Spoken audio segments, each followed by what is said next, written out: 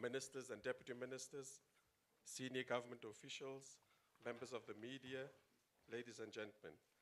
We will now commence with the official proceedings of the signing ceremony between the Republic of South Africa and the Republic of Austria. The two presidents will witness the signing ceremony of two memoranda of understanding. May we now call on the representative of the Government of South Africa, the Minister of Higher Education, Honorable Dr. Nobuhle Nkabane, and Deputy Minister Alexander Marshik. Please. The Memorandum of Understanding between the Government of the Republic of Education and Training through Work-Based Learning will be signed by the Honorable Ministers.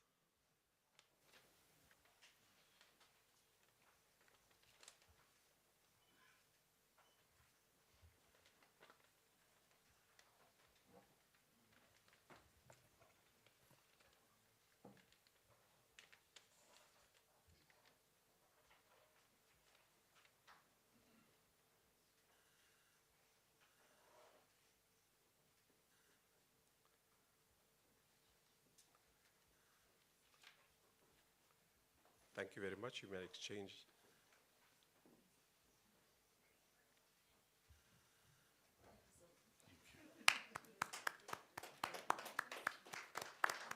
Well done. The Honorable Minister and Deputy Minister will also sign the Memorandum of Understanding between the Government of the Republic of South Africa and the Government of the Republic of Austria on cooperation on consular affairs. Please have a seat, Honorable Ministers.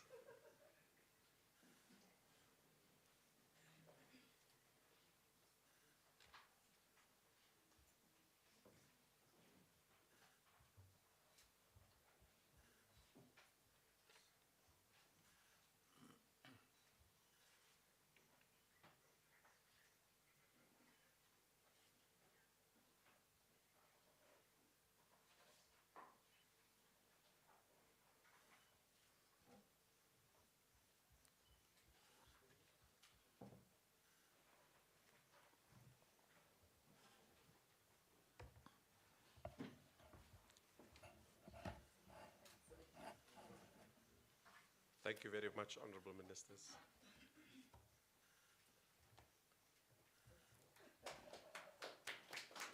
You may return to your seats. We have come to the end of the signing ceremony. I would like to thank His Excellency President Ramaphosa and His Excellency President van der Bellen for presiding over this ceremony. And with the permission of Your Excellencies, I now hand over to Mr. Magwenya to facilitate the media briefing. Thank you. Thank you very much, Ambassador. Your Excellencies, Ministers present, officials, Directors Generals, ladies and gentlemen of the media, we will now commence with our media briefing. President Ramaphosa will kick us off, followed by President van der Bellen. Then we'll take 2 questions from each side, from Austria, 2 questions from the South African media contingent. Mr. President, over to you, sir. Can you close that door? It's cold. Yeah, just hold the door. Thank you. There's a cold hurricane coming from that side. Sorry about that. See, we South Africans are not accustomed to cold breezes like you are. You grew up on the mountains. Your Excellency President Alexander van der Bellen, ministers on both sides, and deputy ministers and ambassadors, and senior officials of our 2 governments, and all of you members of the media. It's a real joy to see you all here. As you are all aware, Your Excellency, South Africa is today mourning the passing of our former Deputy President, David Mabuza, who was my Deputy President from 2018 to 2023, and before that as the Premier of one of our provinces, Mpumalanga, it is appropriate that we pay tribute to him on this occasion, both for his contribution in many, many ways to the development of our democracy and to the quest for peace and stability also on the African continent. He was deeply committed to the cause of the people of South Africa and to building bonds of friendship and cooperation with peoples from other countries around the world. I think it is appropriate, as this is the first formal official occasion that we have, that we should observe a moment of silence and his memory. Could we stand up just for a minute to observe a moment of silence?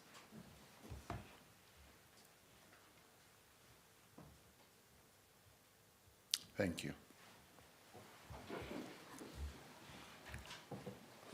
Your Excellency, President, it's an honor to have you here, and I welcome you to South Africa. This is the first time that an Austrian head of state has visited democratic South Africa.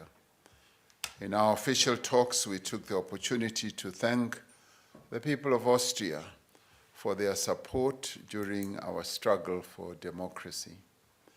We believe that this solidarity that they pledged to the people of South Africa as they struggled against the evil system of apartheid has laid a firm basis for our bilateral cooperation. Your visit today marks a new chapter for the relations between Austria and South Africa as we seek to deepen investment and trade between our two countries. South Africa is Austria's largest trading partner on the African continent and accounts for almost a third of Austria's total exports to the African continent. More than a quarter of all African imports to Austria are from South Africa. We have acknowledged the presence of more than 70 Austrian companies with subsidiaries and agencies in South Africa. And later today, you and I will be participating in a high-level business forum that will explore numerous ways and avenues for deepening cooperation and bilateral investments and trade between our two countries.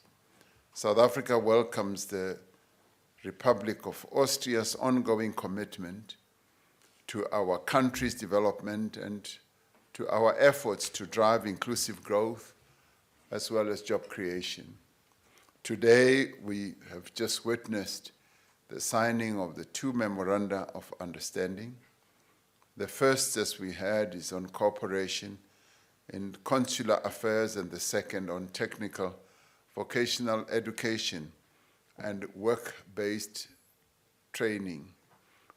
Work-based training, an area that your country has reached high levels of excellence in, which South Africa would like to learn from with regard to how you've been able to produce the skills that are needed for your own economy.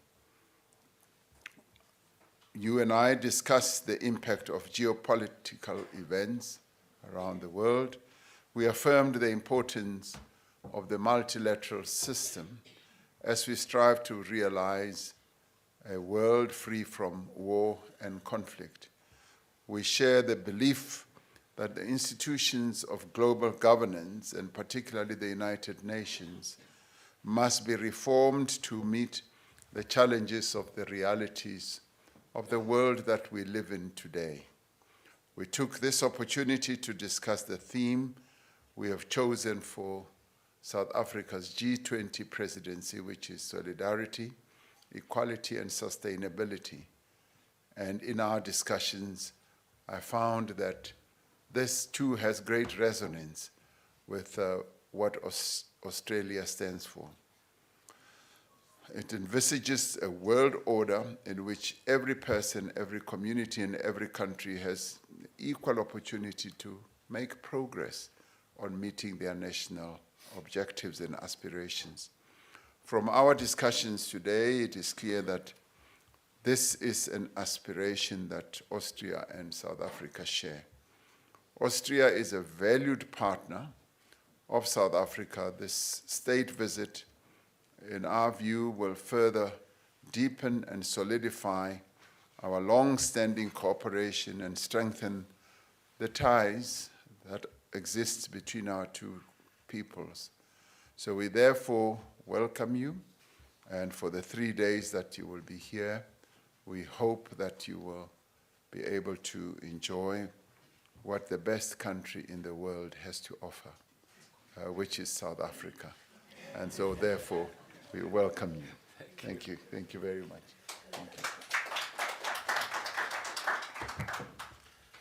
Sehr geehrter Herr Präsident Ramaphosa, Excellencies, meine Damen und Herren, zunächst einmal, soll ich warten vielleicht ein bisschen?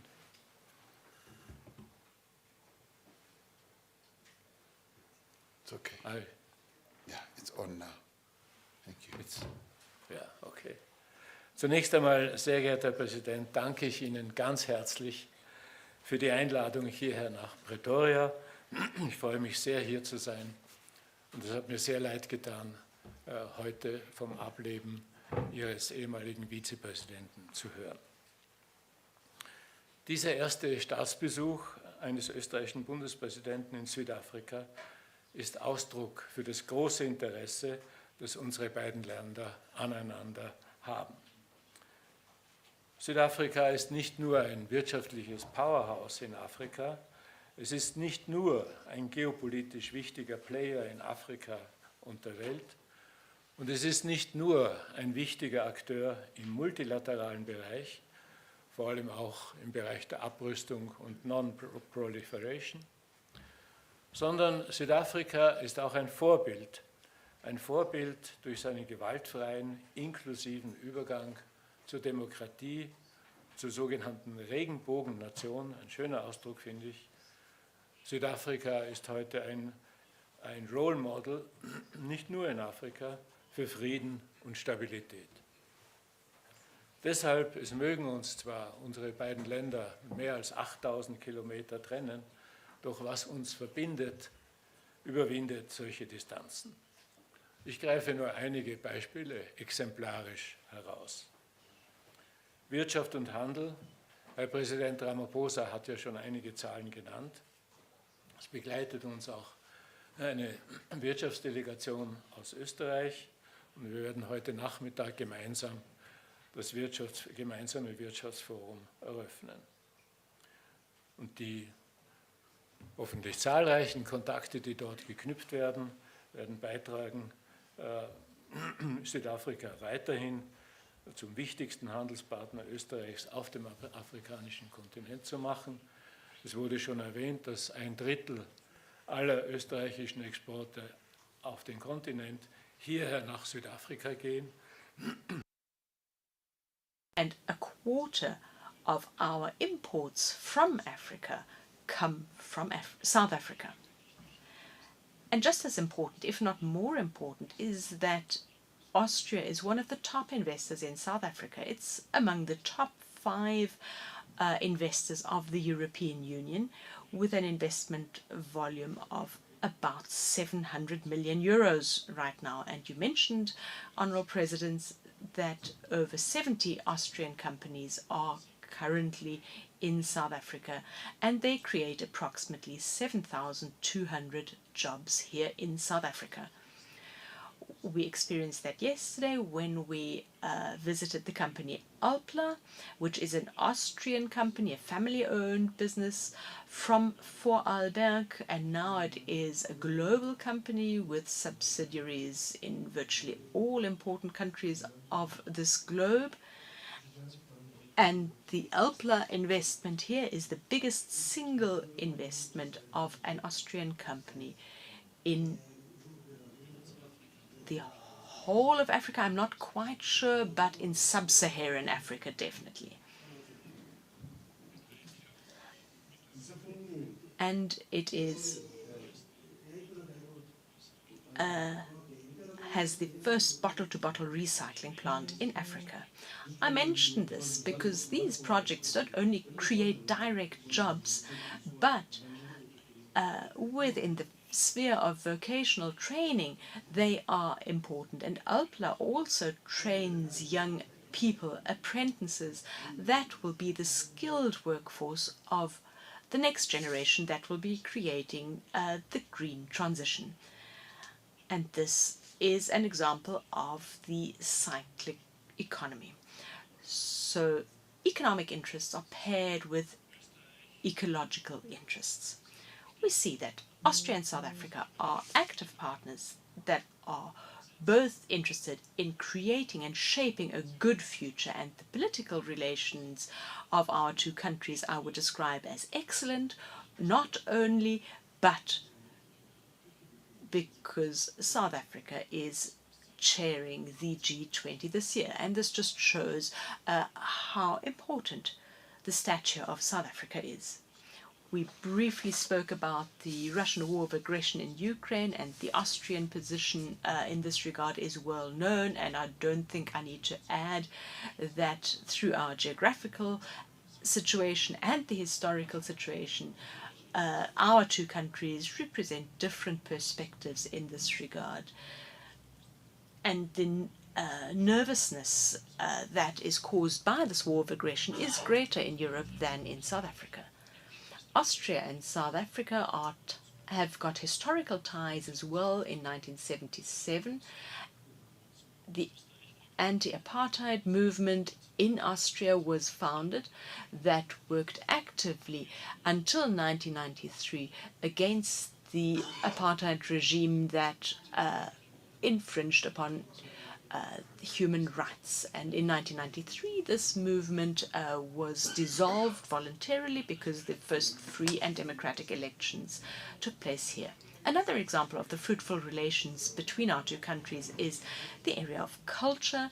It is no coincidence that Austria here in South Africa has its first cultural forum in sub-Saharan Africa. I think it was 2 years ago, 2023. And this is a hub for the arts, for society, and for education. And our delegation does not only represent a business, but also culture and science, with representatives from some Austrian universities that already have great relations with South African universities. So we really try to have broad-based ties between our two countries, and this includes the 2 memorandums of understanding that we have just signed. Last but not least,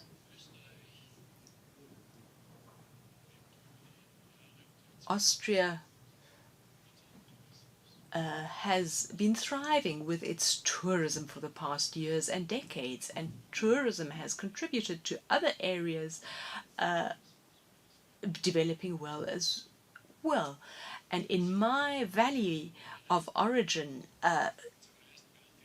existence would not have been possible without tourism.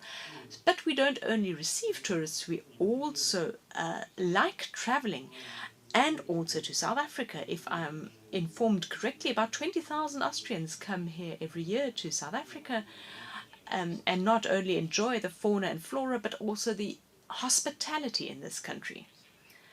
Besides the many Austrians that have chosen South Africa as their home, they contributed to the ties between our two countries. And to deepen the friendship between our two countries, I am really happy that I'm here, and I hope that we won't be here for the last time. And I would really greatly appreciate it, Honourable President. We've got a period of office that is still about the same length, and I hope that I will be able to welcome you in Austria. Thank you so much.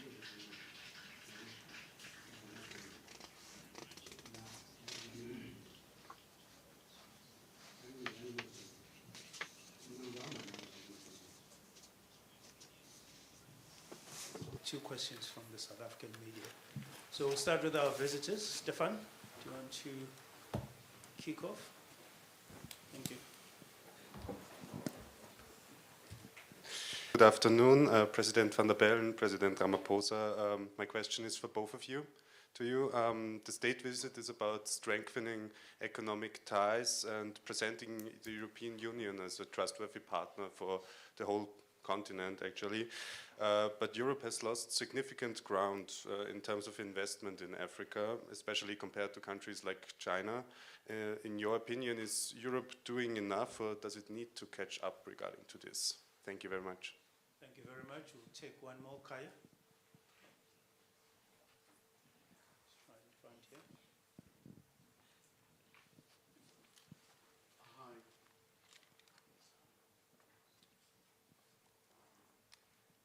Hi, good afternoon. It's Kyle Kumala here from SABC News. Just to the two presidents, you're meeting at a very critical time. You know, they call it a polycrisis, geopolitical tension. What does it mean for South Africa and Austria?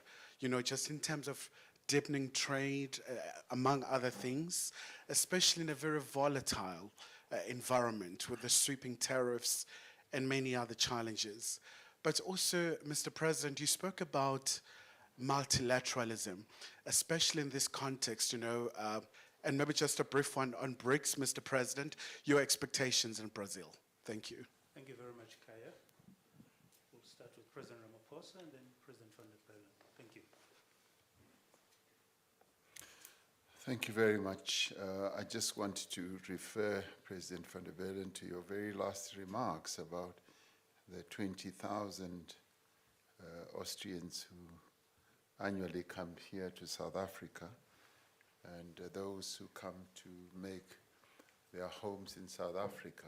That in many ways proves that South Africa is the most beautiful country in the world. That Except Austria. You are so predictable because you say except Austria.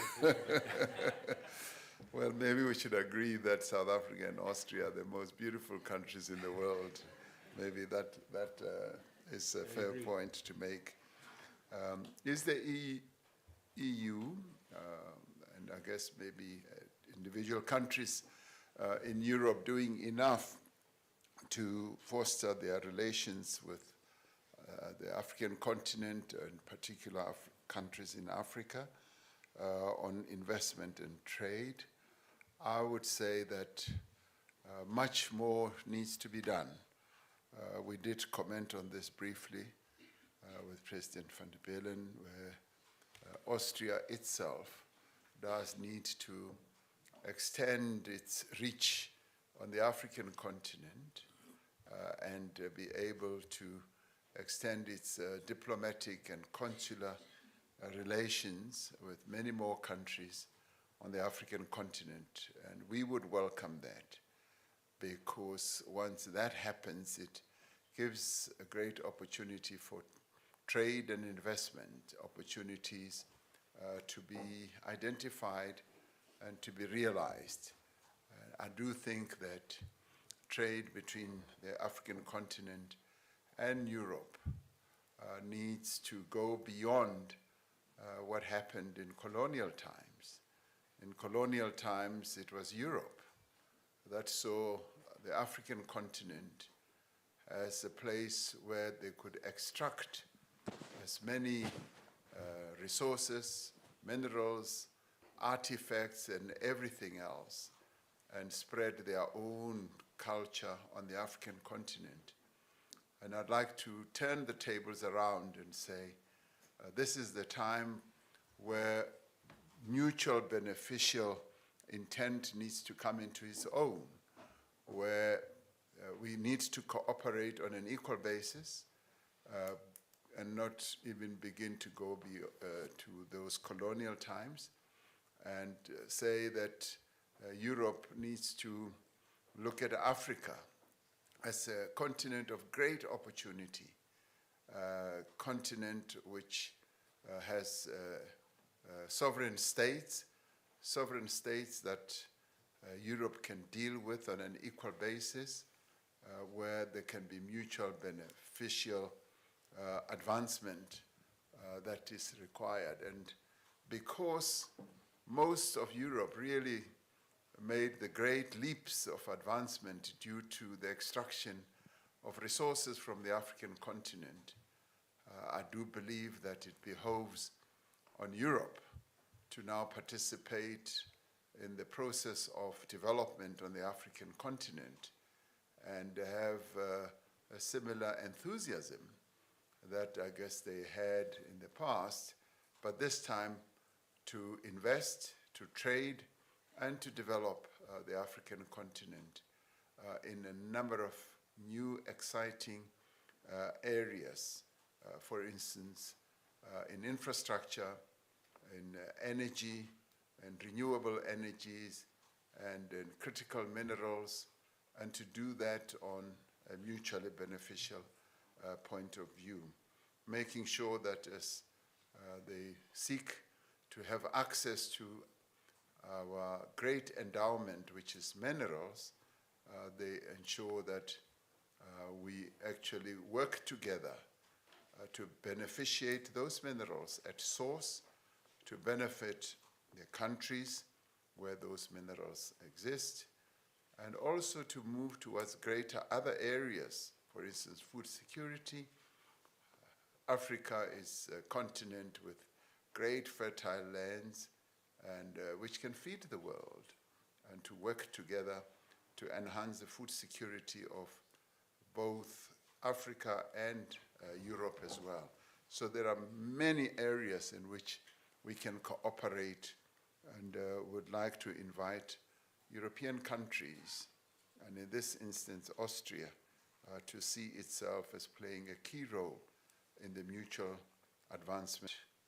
And we, in doing so, will want to rely on the adherence of the values and the principles that are espoused in the United Nations Charter, the respect for the sovereignty of countries, but we also want to focus on the security of countries, and we want to be very clear in standing against conflict and war and working together to advance peace in the world. And we see Austria as a reliable and dependable partner in fostering peace and the end of conflicts in the world, working through the United Nations and other multilateral bodies as well, as we advance the interests of peace and security in the world.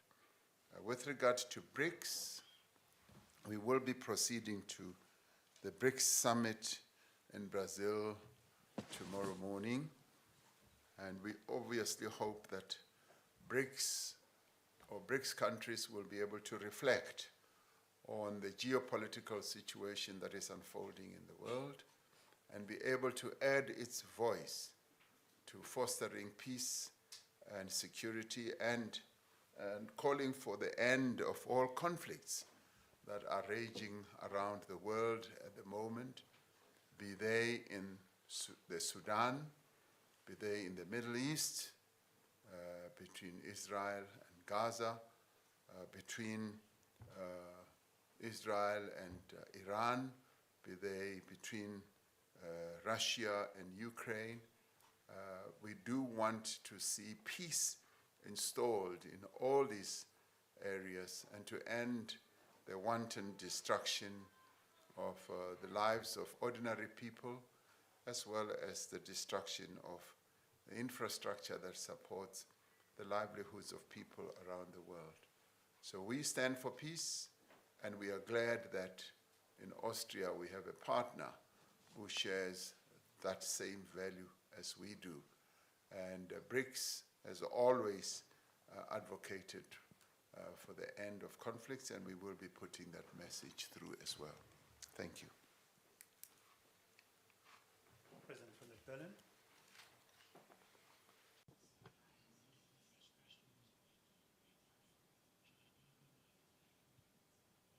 Beantworten.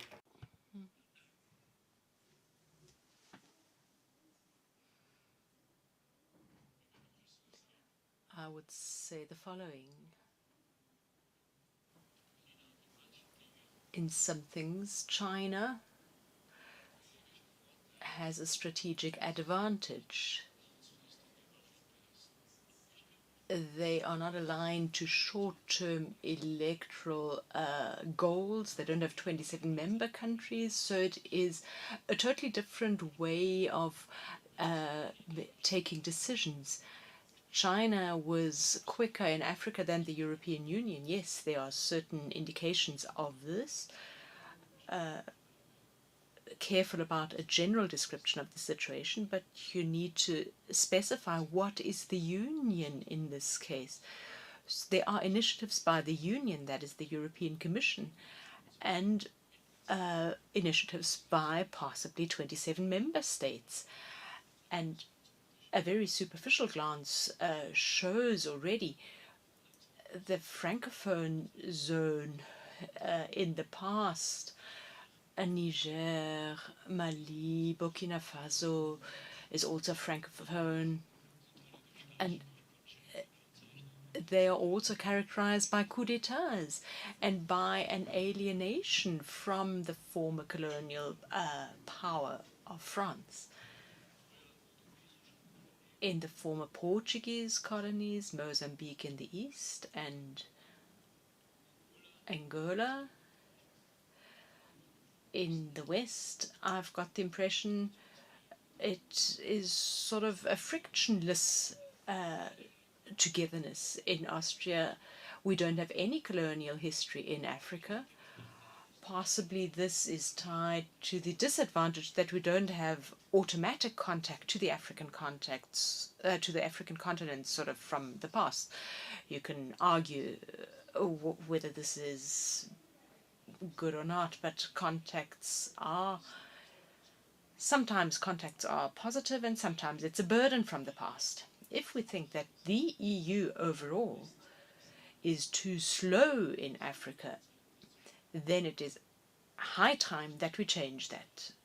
They are our next door neighbors.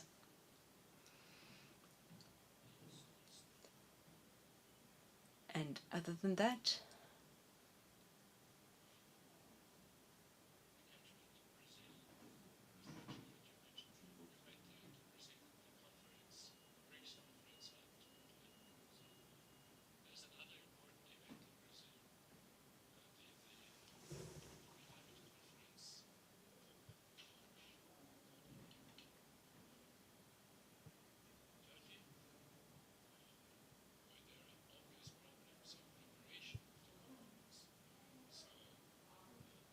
I was in Sharm el-Sheikh 2 years ago, I think that was, and I could see how much preparation that needs. And I was in Poland before that. It's really a challenge, you know, and whether that will be solved in Belém in time. We don't know. Personally, I do not know, and I mean, it is an important conference, but if the infrastructure there is not sufficient, we hesitate to go there, in spite of the importance of the conference, because, I mean, should I go there and be criticized afterwards that I spent so many CO2 going there and sleeping in the open? I'm exaggerating, but that's the problem. Well, that's why you should always come here for summits. We won't make you sleep in the open. Thank you very much, Excellencies. We'll take the second and last round of questions. Pule, do you want to kick off? No, Pule.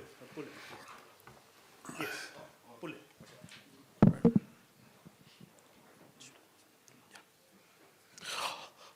President Ramaphosa Puleli Treaty from ENCA. Just on local matters, issues of the national dialogue, the DA withdrawing from that. Just your comment on this. What do you have to say about this?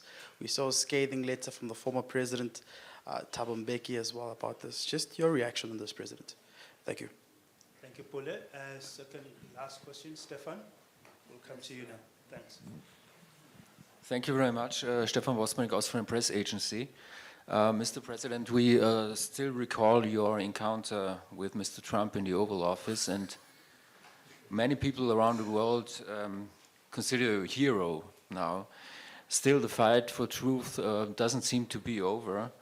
Just today, the Freedom Party in Austria, which is the most voted party in Austria, publicly asked your counterpart, Mr. van der Bellen, to address the, I quote, precarious human rights situation in South Africa, and saying, I quote, that the white farmers, since the end of the apartheid, experienced systematic persecution, expropriation, and brutal murders.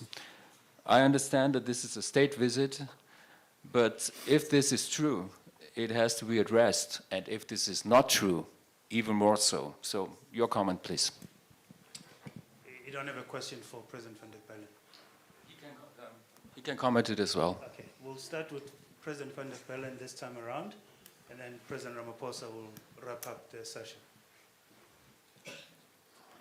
I didn't check the news today. I just noticed they said something. Was haben Sie genau gefragt, die FPÖler, oder behauptet? Die FPÖler haben Sie aufgerufen, die prekäre Menschenrechtssituation in Südafrika anzusprechen, weil dort, wie Präsident Donald Trump gesagt hat, weiße Farmer seit dem Ende der Apartheid verfolgt werden, enteignet werden und auch brutal ermordet werden. Das sollen Sie gegenüber den Amtskollegen ansprechen. Ja, wir haben das besprochen. Yes, we discussed that is absolute nonsense. If you could please communicate that to the colleagues from the Freedom Party.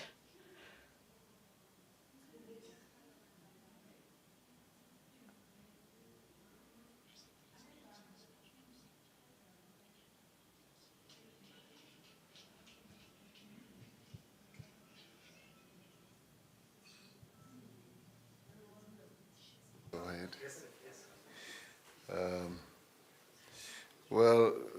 President van der Bellen, I have always known that you would be a great ally and a great friend, and you've answered the question for me. And from your lips has come what I see as a great answer to this accusation that there is human rights abuses in South Africa and genocide. It is, in the end, the fiction of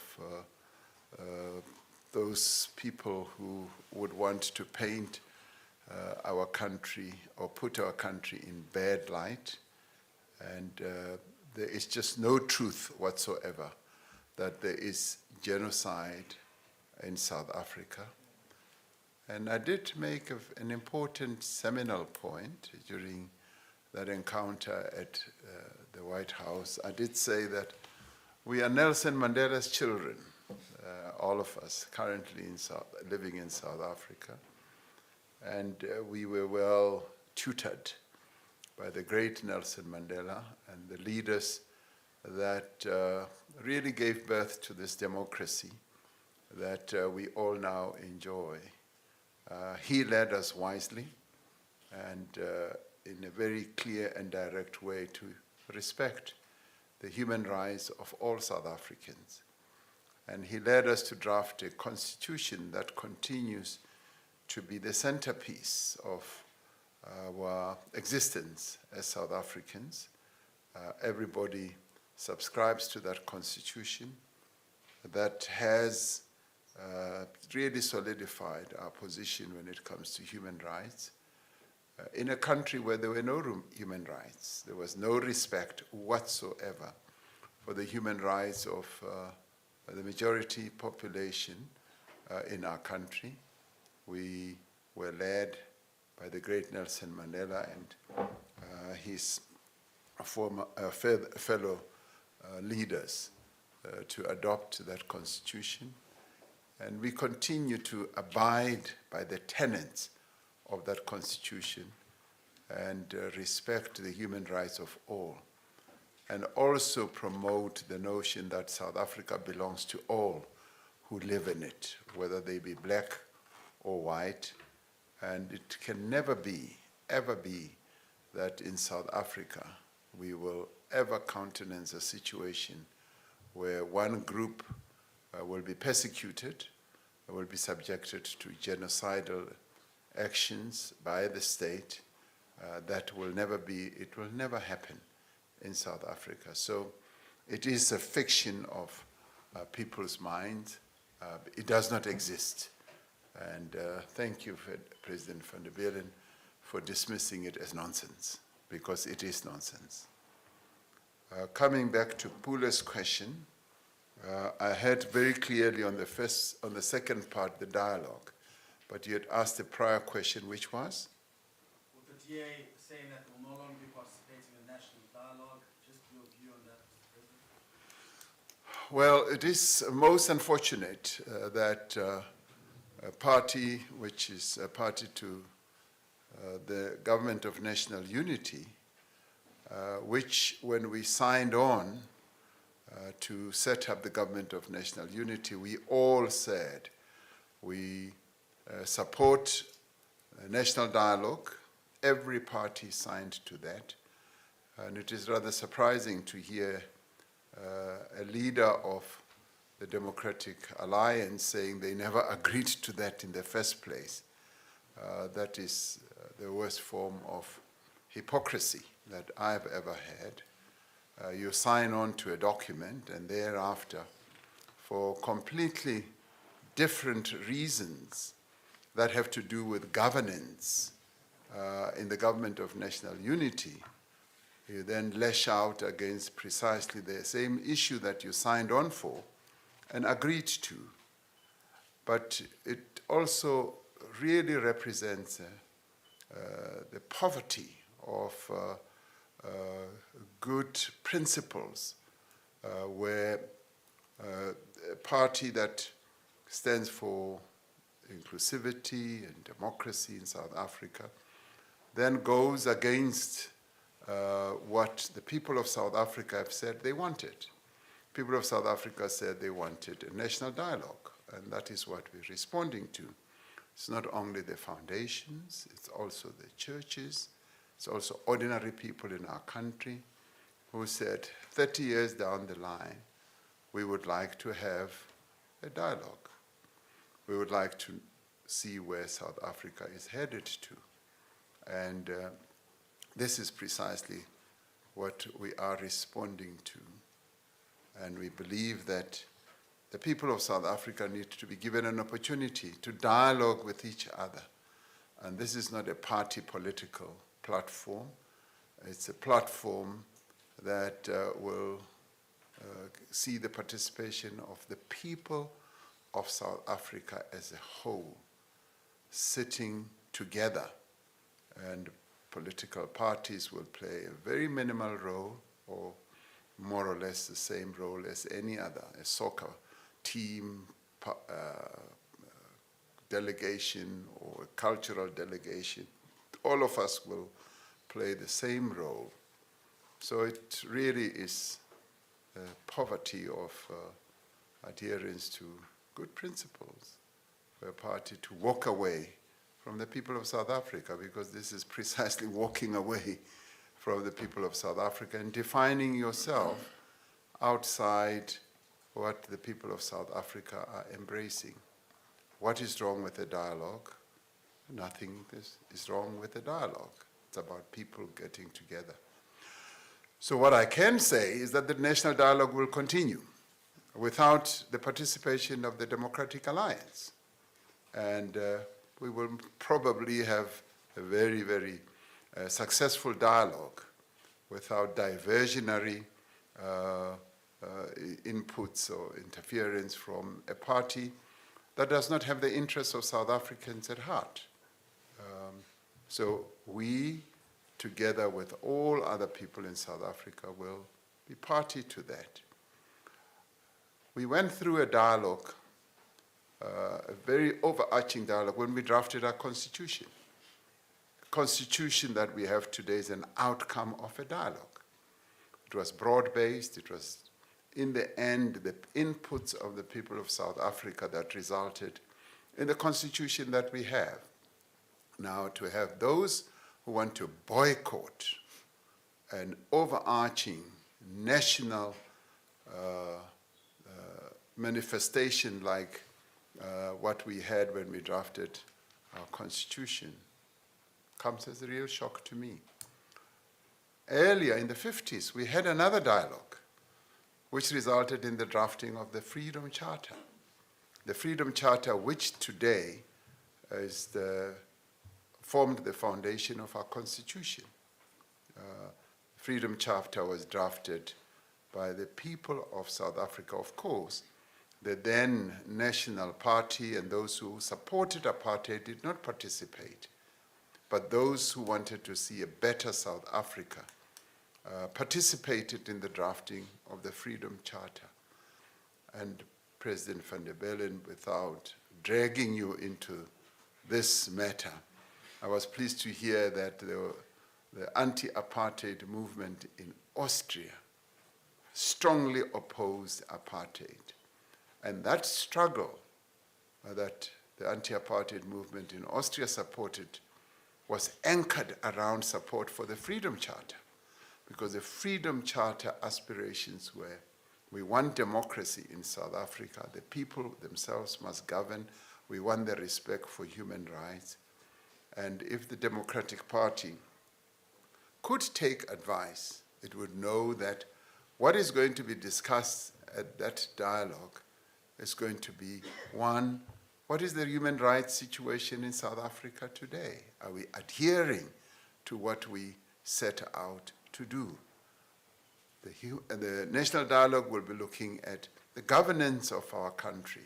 It will be looking at the economic growth path that we want to adopt. It will be looking at all aspects of South African life, including cultural issues, sports issues, issues that have to do with science.